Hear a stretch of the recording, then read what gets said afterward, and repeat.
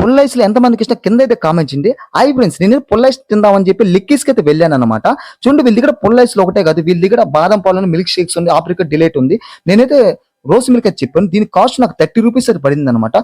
Quantity పరంగా తక్కువ ఇచ్చాడు, టేస్ట్ పరంగా యావరేజ్ అనుకోవచ్చు. నేనైతే ఫస్ట్ అయితే బ్లూబెర్రీ ఐస్ అయితే చెప్పాను, దీని కాస్ట్ 30 రూపీస్ అనమాట. నేనైతే టేస్ట్ చేసా, టేస్ట్ బాగానే ఉంది, బ్లూబెర్రీ తిన్నట్టు ఉంది. తర్వాత థండర్ కోకోనట్ ఐస్ అయితే చెప్పాను, దీన్ని కూడా టేస్ట్ చేసా, టేస్ట్ చాలా బాగుంది, చాలా బాగా నచ్చింది నాకైతే.